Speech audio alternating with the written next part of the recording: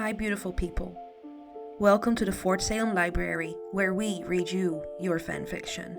So sit down or don't, relax or don't, and enjoy these stories in a way you have not before. We at Fort Salem Library do not own Motherland Fort Salem or any of the related characters. The Motherland Fort Salem series is created by Elliot Lawrence and owned by Freeform. This story is a work of fanfiction and is meant for entertainment only. We are not making any profit from these stories. All rights of the original Motherland Fort Salem story belong to Freeform.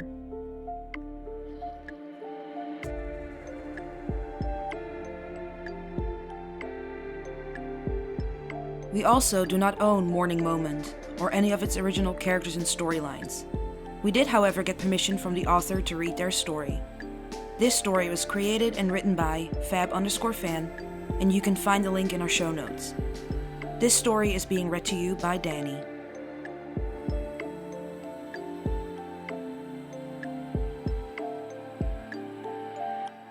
Morning Moment. The gentleness of the pillow beneath her head, warm and dipping under the crease of her cheek, and the graze of the crisp edge of the sheet where the mattress ended and tickled her fingertips above her messy, disheveled hair, were the first things to creep into the hazy place between wakefulness and the dream Rael knew everything up to this point had to be. The blonde's hand twitched, wrist twisting and smoothing across the bunch cotton. The next thing to slip through the veil of dreams was the weight on her chest and hips.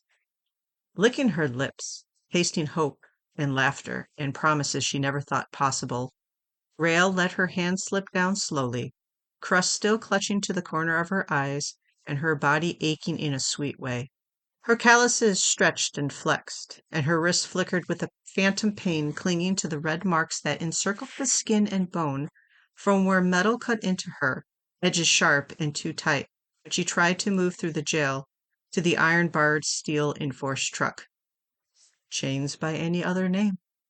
Grimacing back the tiny spark of hurt, a steady, content breath exhaled from her lungs the second her palm came into contact with hair she knew, without opening her eyes, was the color of autumn on the most perfect day in October in the session, and had tickled her nose and jaw countless times when the fixer pressed tender kisses to a cute ear or temple that led to an intelligent mind deep behind its lips-worshipped flesh. Corners of her mouth shifting up, tugging the same way her heartstrings tugged at her soul. Rael ran her fingers through the tousled hair. Let the silky strands encase her roughened hand whose touch was softer than the clouds, and the dreams Rael realized were memories. Memories of sharp gasps, mumbled vows, teeth and tongue, and euphoria. Memories of the beautiful woman curled into her side, half on top of her, holding her so Rael couldn't even move if she wanted to. She did not want to. She never wanted to move from this place, this time, this heartbeat. Keeping her eyes closed, Rael trailed her hand across the bare back, tracing the freckles she knew by heart, yet needed to commit to memory one more time. Caressed the slope of a thin shoulder, and teased the path of a spine her pop would say was full of steel with how brave the other witch was. She finally allowed her eyes to blink open, her baby blues taking moments to focus, when she cupped the jut of a hip. Rael felt the same burst of happiness fill her entire being, race through her veins and singe her nerves, and when she watched Scylla see the lighthouse for the first time since the brunette was a child. The truck pulled up the short drive, and Rael couldn't take her eyes off the wondrous face filled with so much joy and sadness, longing and outright peace. Scylla usually kept her feelings to herself, didn't open up. When they first got together, Rael wondered if the other girl ever would. If she would let Rael in or leave her dangling, wanting nothing more than to know the necro, understand and be with the brunette, only to be pushed aside, shrugged off. Rael fell so quickly for Scylla. So damn quickly. She was mysterious, smart, funny, dangerous. But she was so much more than that. Rael could see it, feel it, felt it in the way Scylla's eyes would flicker late at night when the moon was high and only the stars lit up her features. In the way the brunette blinked and seemed caught off guard when Rael would show up after training, offering to walk Scylla across base to her dorm, a comfortable hand ready to grasp hers, or an arm prepared to loop over surprised shoulders. In the way her lover would drop the walls, the mask, as they fell asleep. Scylla would curl into her just like she was now. She didn't push Rael away, didn't keep her at arm's length.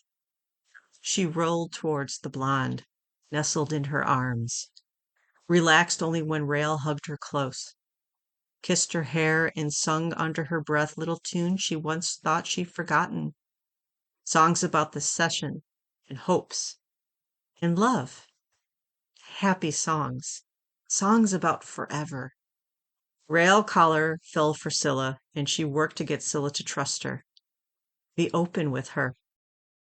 Rael saw her. Saw the young woman who was filled with as much hurt as Rael, but was so damn gorgeous and incredible. Who was the best thing Rael ever found, or that had found Rael? Scylla was the best person Rael ever met.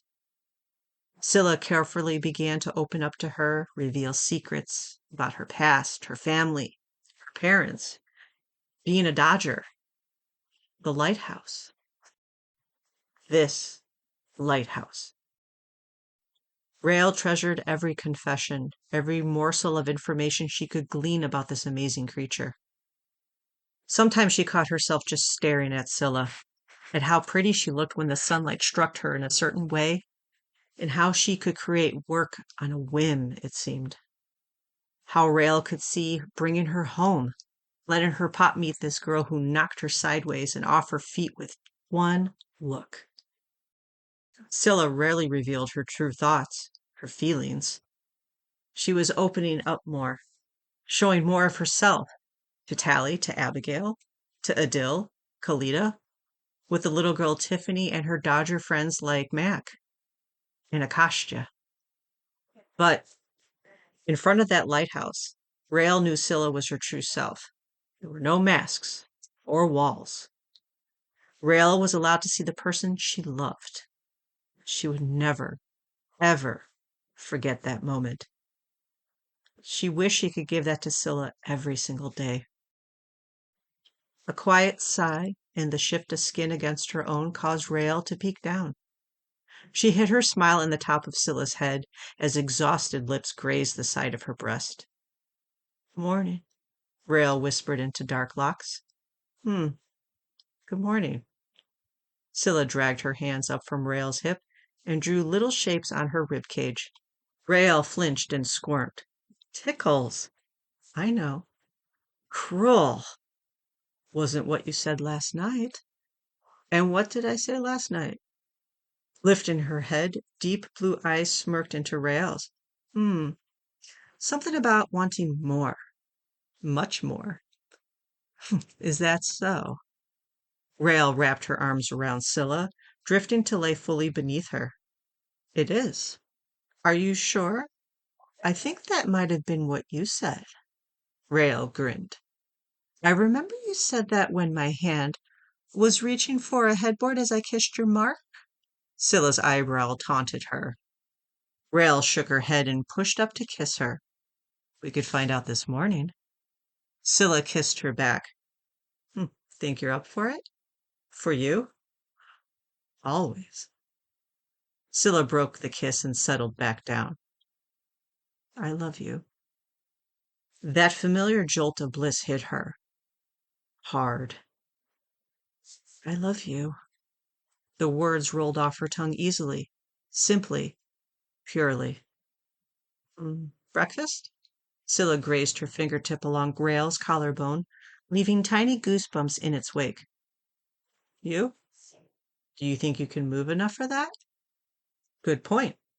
Don't want to move at all. Her eyes softened. Got everything I need right here. No need to go nowhere. Scylla melted. I'm happy we came here.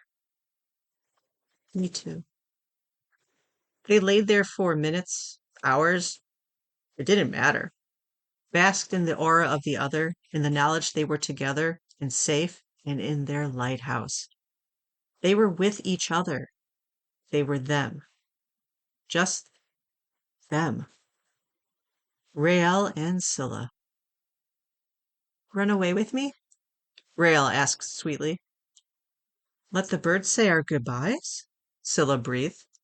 You got one of those. Morrigan was always in the periphery. Rael was used to seeing the bird at the edge of her vision. Make sure you leave the medal on the door. The one laying on a table, taken off by shaky hands followed by hungry, needful lips. Already done. Mouths lightly met again. Rael cupped her lover's cheek, thumb pressed to the spot right beneath her jaw, and held her.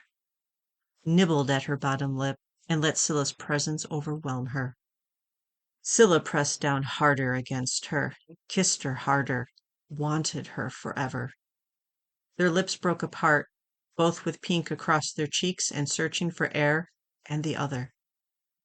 I'm going to marry you, Rael muttered. She was going to marry Scylla. I'm going to marry you. Scylla's eyes glittered like the diamond Rael could never afford to give her, but knew Scylla didn't want anyways. No, not Scylla. Besides, Rael was thinking up and working on something better. If only she could get Gregorio and Em to find her things she left behind when she went on the run. There was a charm in there she thought would look perfect on Scylla on their wedding day. Scylla was going to look amazing on their wedding day. Their wedding day. Rael beamed, chuckled, couldn't hold it in. Scylla was going to marry her. Their lips met, and Scylla giggled as Rael laughed into the touch. The necro rolled her eyes, but couldn't hide her own happiness as Rael grinned wide enough to hurt. Hey, Rael guided Scylla close, their foreheads touching. I love you. I love you. No matter what happens, no matter what anyone says or thinks or does. Scylla's smile faded and her chin quivered at the familiar words. Rael brushed her thumb across Scylla's jaw. I'm with you. We'll figure it out. Okay? Okay. I don't ever want to leave you. I just got you back, Rael. You better not go anywhere. Scout's honor. Your dad never mentioned you were a scout. Session rascal's honor. That sounds right. A thought struck Rael. A thought she'd been trying to ignore, fighting to ignore. It wouldn't go away. Not since they all stepped foot back on Fort Salem soil. Not since she watched Scylla tie the laces of her military regulation boots, straighten the sleeves of her uniform jacket. He handed a medal. Rael licked her lips and cleared her throat.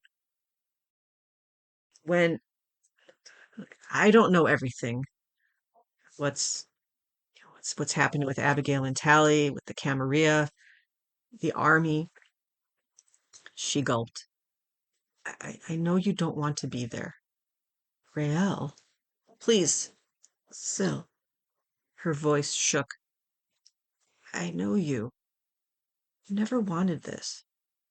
Scylla's eyes squeezed shut. After the wedding, go. Go with my dad. Please. No, I'm not leaving you. You're not. You're my home, Syl. I want to go home when this is over. No. Scylla opened her eyes and pulled back to stare at her. Rael, I am not walking away from you. The Camarilla are still out there.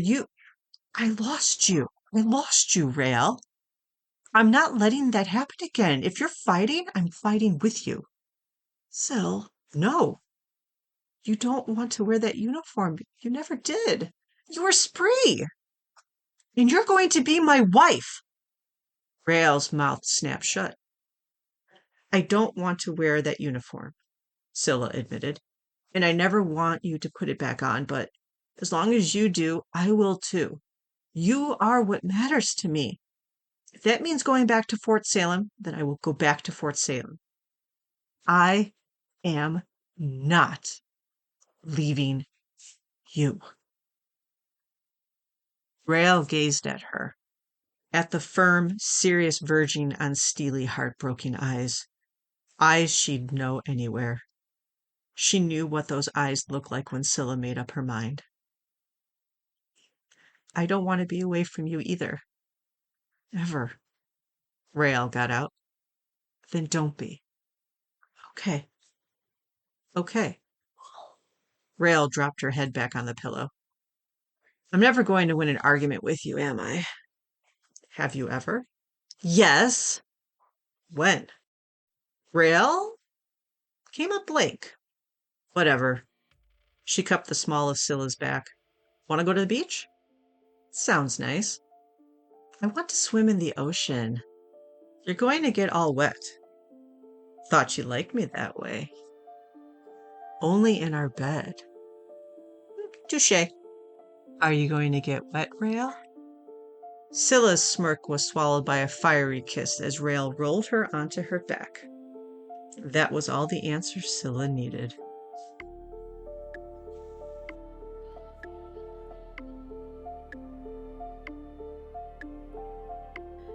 Please find the fanfiction you just listened to on Archive of Our Own and leave the author some love. Without them, this wouldn't be possible, and we want to thank them from the bottoms of our hearts for creating these amazing stories and keeping the show alive.